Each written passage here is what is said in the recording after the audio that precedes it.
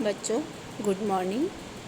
BA part third के first paper में हम आज थॉमस एक्विनास का अध्ययन करेंगे।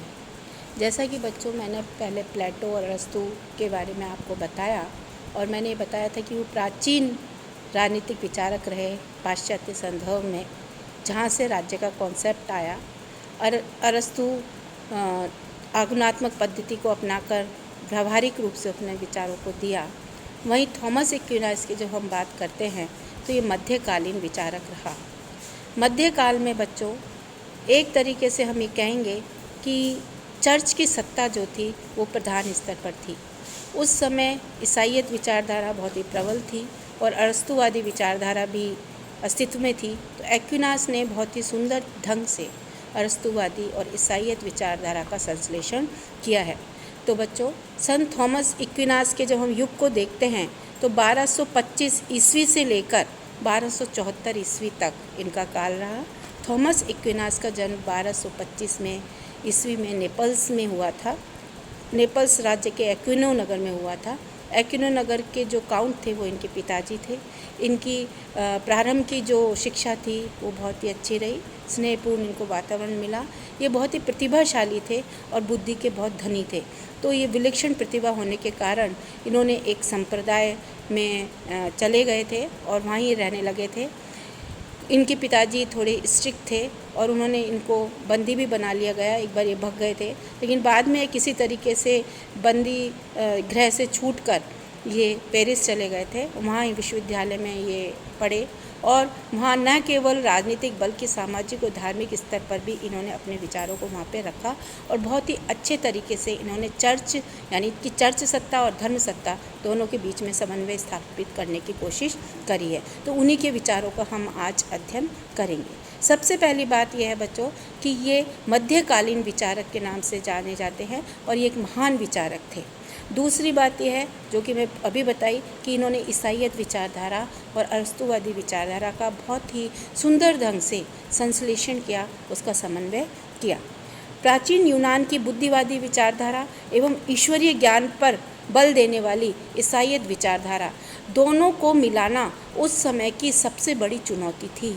उस चुनौती को एक्विनास ने बहुत ही अच्छे ढंग से स्वीकार किया और उसको व्यवहारिक रूप से क्रियान्वित करने की कोशिश करी। इनकी बुक्स के नाम हम देखें तो मेन बुक है इनकी सुमा थियोलॉजिका, जो कि इनका एक महान ग्रंथ है। दूसरी बुक है अरस्तु की राजनीति पर व्याख्या, क्योंकि इनके ऊपर अरस्तु का प्रभाव बहुत पड़ा और उससे प्रभावित थे और कई सिद्धांत अरस्तु के इन्होंने स्वीकार किए। तीसरा है राजाओं का शासन। फोर्थ इनकी बुक है सुमा कॉन्ट्रा जेंटाइस। ये चारों बुक इनकी हैं जो कि आपसे पूछी जा सकती हैं। अब सबसे पहले हम देखेंगे एक्विनास के राज्य संबंधी विचार। तो बच्चों राज्य संबंधी विचारों में जब हम देखते हैं तो पहला विचार यही है कि राज्य की उत्पत्ति के संदर्भ में उस समय एक मत प्रचलित था कि मनुष्य के अधःपतन के द्वारा राज्य की उत्पत्ति हुई है। ये ईसाईयत विचारधारा थी जो ये कहती थी कि राज्य पाप का परिणाम है। व्यक्ति का जब पतन हुआ तो राज्य अस्तित्व में आया। इसका मतलब वहाँ उस समय राज्य को एक आवश्यक बुराई के रूप में देखा जा रहा था, लेकिन एक्विनास ने इस विचारधारा को स्वीकार नहीं किया। एक्विनास यहाँ पर अरस्तुवादी विचारधारा से प्रभावित था। उसने ये कहा कि राज्य एक स्वाभाविक और प्राकृतिक संस्था है, ये व्यक्ति के स्वभाव में निहित है, ये व्यक्ति के उत्थान के लिए आवश्यक है, क्योंकि व्यक्ति बिना राज्य के अपना सर्वांगीण विकास नहीं कर सकता। तो ईसाईयत विचारधारा का यहाँ पर इन्होंने समर्थन नहीं किया, अरस्तुवादी विचारधारा से प्रभावित रहे। तो एक्विनास ने राज्य को एक प्राकृतिक संस्था माना, नैतिक संस्था माना और ये माना कि राज्य का उद्देश्य है व्यक्ति का सर्वांगीण विकास करना, उसको ऐसी परिस्थितियाँ उपलब्ध कराना जिसमें व्यक्ति का विकास संभव हो सके। एक्विनास ने राष्ट्रीय राज्य को प्राथमिकता दी, क्योंकि एक्विनास का मानना ये था कि जो विशाल राज्य हैं वहाँ पर एकता की स्थापना में कठिनाई होती है, क्योंकि किसी भी राज्य के अस्तित्व के लिए वहाँ की परंपराओं में एकता और समानता बहुत ही आवश्यक है। तो इन्होंने कहा जो छोटे छोटे राज्य हैं वहाँ पे एकता स्थापित करने में बहुत ही आसानी रहती है, तो वहाँ पर उन्होंने राष्ट्रीय राज्यों की बात करी है। तीसरा राजनीतिक सत्ता का अंतिम स्रोत इन्होंने ईश्वर को माना, क्योंकि बच्चों मैं पहले ही बता चुकी हूँ कि मध्ययुगीन विचारक था। उस समय ईसाईयत विचारधारा बहुत ही प्रभावी थी और कोई भी विचारक बिना ईसाईयत विचारधारा के अपने विचारों को स्थापित नहीं कर पाता था। तो कहीं ना कहीं इन्होंने चर्च की सत्ता को भी, सर्वोच्चता को भी स्वीकार किया। फोर्थ है राज्यों का वर्गीकरण। एक्विनास ने बहुत ही सुंदर तरीके से, जिस तरीके से अरस्तु ने राज्यों का वर्गीकरण किया, जो कि पूर्व में मैंने आपको बताया, एक्विनास ने भी राज्यों के शुद्ध रूप और विकृत रूप बताए।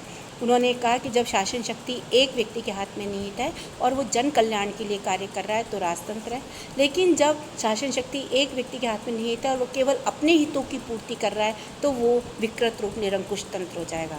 दूसरा उन्होंने बताया कि जब शासन शक्ति समाज के सभ्य व्यक्तियों के हाथ में है और शासन का आधार गुण है तो वो कुलीन तंत्र होगा, और जब धन आधार हो जाएगा शासन का तो वो धनिक तंत्र बन जाएगा। इसी तरीके से इन्होंने बताया कि जब शासन शक्ति कुछ योग्य व्यक्तियों के हाथों में है तो वो सीमित लोकतंत्र है, और सारी जनता के हाथ में है तो वो लोकतंत्र होगा। तो जिस तरीके से बच्चों अरस्तु को जब हमने पढ़ा तो उन्होंने सीमित लोकतंत्र को शेष शासन व्यवस्था के रूप में स्वीकार किया, लेकिन एक्विनास ने निर्वाचित राजतंत्र की बात करी है। इन्होंने कहा है कि शासन शक्ति तो राजा के हाथ में ही रहनी चाहिए, क्योंकि इनका यह मानना था कि एक शासक के हाथ में जब शासन शक्ति होगी तो शासन में कुशलता आएगी, सभी प्रजा उसका आज्ञा का पालन करेंगे। लेकिन राजा स्वेच्छाचारी भी हो जाते हैं, कई बार अत्याचारी हो जाते हैं, तो उन्होंने कहा कि इसका राजा का जो निर्वाचन है वो वंशानुगत आधार पे ना होकर निर्वाचन के आधार पे होगा। तो बच्चों, निर्वाचित राजतंत्र का समर्थन जो है वो एक्विनास ने किया है और उसको उन्होंने पुरजोर उसका समर्थन किया है। तो ये निर्वाचित राजतंत्र की बात करते हैं। अब हम देखते हैं राजतंत्र क्या है, किससे मतलब है। तो राजतंत्र के लिए पहला बात, अगर आपसे पूछा जाता है निर्वाचित राजतंत्र के समर्थन में आप कुछ बिंदु लिखिए, तो आप फर्स्ट पॉइंट यही बताएंगे कि एकता समाज का प्रमुख उद्देश्य है, जैसा कि एक्विनास ने माना है। और उनका ये मानना था कि एकता लाने के लिए आवश्यक है कि शासन की बागडोर एक व्यक्ति के हाथ में निहित हो। दूसरा उन्होंने बताया कि एक व्यक्ति के हाथ में जब शासन शक्ति होगी तो उस पूरे समाज में शांति स्थापित हो सकेगी, उसके नियमों को सब पालन करेंगे। तीसरा एक्विनास ने ये तर्क दिया कि निर्वाचित राजतंत्र सर्वश्रेष्ठ शासन है, क्योंकि ये ईश्वरीय शासन से सर्वाधिक निकट है।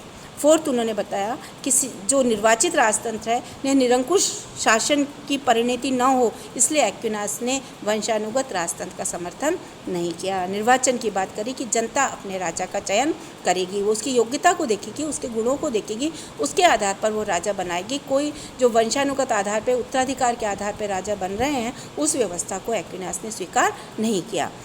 पांचवा पॉइंट है निर्वाचित राजतंत्र में जो निर्वाचित राजा है वह बंधन होगा, उस पर शासन का कार्य वो संविधान के अनुसार ही करेगा। तो बच्चों, हम ये नहीं कह सकते कि राजा बहुत ही निरंकुश होगा या अपनी इच्छा से काम करेगा। उस पर जो बंधन स्वीकार किया है वो ये कहा है कि राजा जो भी कार्य करेगा, जो भी नियमावली है, जो भी संविधान है राज्य का, उसके अनुसार ही वो कार्य करेगा। तो ये तो बच्चों राजा की बात हो गई, राजतंत्र की बात हो गई। अब हम देखते हैं कि सरकार के कार्य, क्योंकि बिना सरकार के तो कार्यों का निष्पादन नहीं हो सकता, शासन के कार्यों का संपादन सरकार के माध्यम से ही संभव है। तो सरकार के कार्यों में पहला प्रमुख कार्य जो एक्विनास ने बताया वो उसने कहा कि सरकार ऐसी परिस्थितियां उत्पन्न करेगी जिसमें व्यक्ति अपने व्यक्तित्व का सर्वांगीण विकास कर सके।